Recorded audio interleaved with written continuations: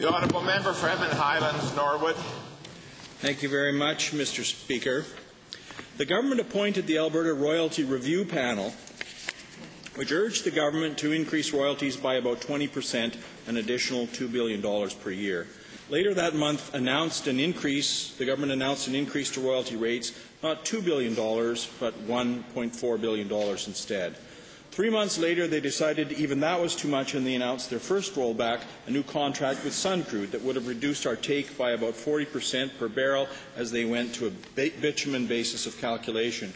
3 months later, they announced another rollback, this time for deep drilling costing Albertans $37 million a year.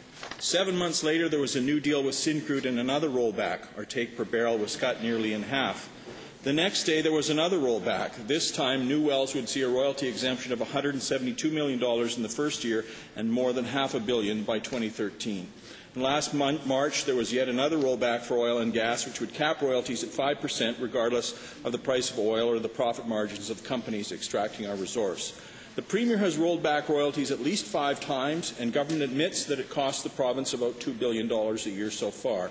The Premier even bragged about saving industry about $500 million in 1 quarter.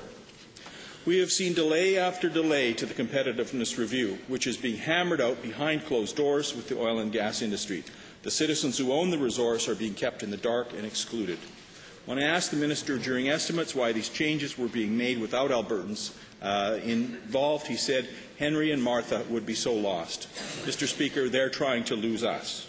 We have no choice but to conclude that this government is letting oil and gas write its own ticket.